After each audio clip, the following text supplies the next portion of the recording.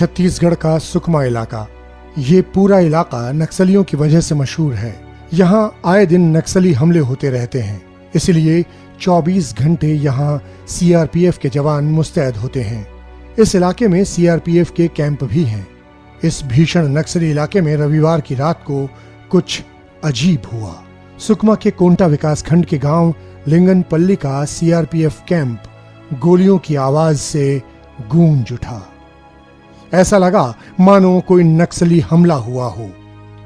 लेकिन बाद में पता चला कि सीआरपीएफ के एक जवान ने अपने ही साथी जवानों पर फायरिंग शुरू कर दी थी। यह मामला सीआरपीएफ के 217 बटालियन का है। रविवार देर रात करीब 3:15 बजे का वक्त था। सीआरपीएफ के जवानों को नक्सली ऑपरेशन के लिए निकलना था। वो ऑपरेशन की तैयारी में लगे थे। तभी सीआरपीएफ के एक जवान रितेश रंजन ने अपने साथी जवान की AK-47 अपने हाथ में उठा ली और उसने साथी जवानों पर अंधाधुंध फायरिंग शुरू कर दी। इस फायरिंग में 2 जवानों की मौके पर ही मौत हो गई। 2 जवानों ने अस्पताल में दम तोड़ दिया। कुछ जवानों की हालत अब भी गंभीर है, उनका इलाज चल रहा है। सवाल है कि आखिर ऐसा क्या हुआ था कि सीआरपीएफ का जवान अपने ही साथियों की मौत का प्यासा हो गया। नक्सली ऑपरेशन से ठीक पहले ऐसा क्या हुआ था कि उसने अपने ही साथियों पर गोलियों की बौछार शुरू कर दी।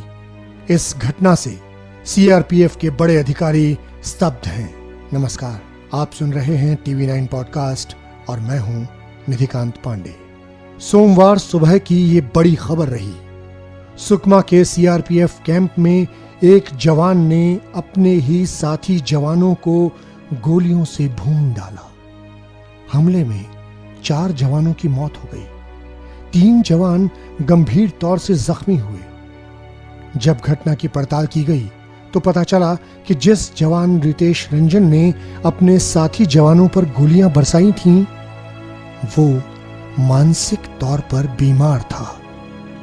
रितेश की मानसिक स्थिति को देखते हुए उससे उसका हथियार वापस ले लिया गया था, लेकिन फिर भी अनहोनी को रोका नहीं जा सका।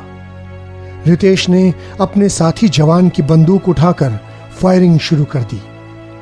सुकमा जैसे नक्सली इलाकों में सीआरपीएफ के जवान हर वक्त अपने साथ हथियार रखते हैं।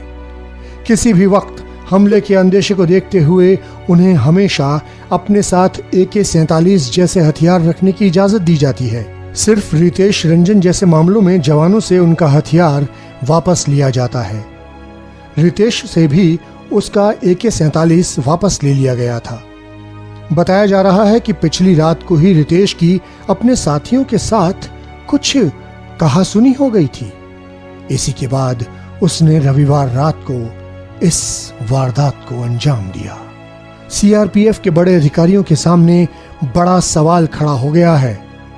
क्या ऐसी किसी घटना से पहले कोई फैसला लेकर इसे रोका नहीं जा सकता था?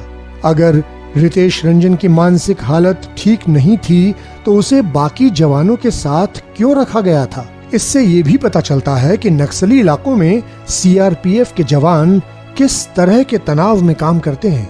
इस घटना के बाद अब बड़े अधिकारी कह रहे हैं कि रितेश रंजन को पुनर्वास केंद्र में रखा जाना चाहिए था। ऐसे मामलों में जवान को फोर्स के बेस, ग्रुप सेंटर या कंपोजिट हॉस्पिटल से दूर रखा जाना चाहिए। ऐसे मामलों में जवान को हथियारों की पहुंच से भी दूर रखा जाना चाहिए। फायरिंग करने वाले रितेश रंजन को हिरासत में ले लिया गया है।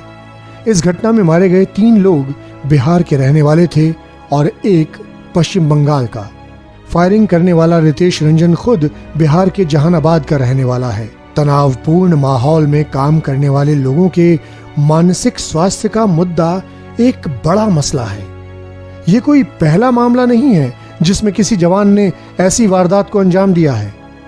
ऐसा ही एक मामला 2 साल पहले छत्तीसगढ़ के ही नारायणपुर जिले में हुआ था।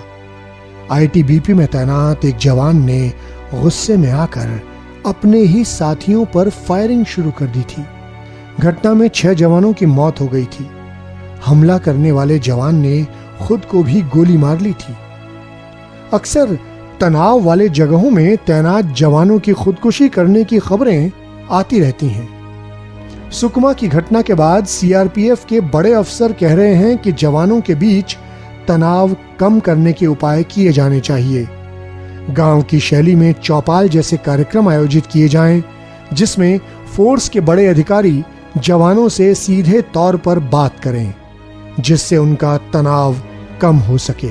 बहरहाल इस घटना ने एक बार फिर बता दिया है कि फोर्स के जवान किन तनावपूर्ण हालात में काम करते हैं।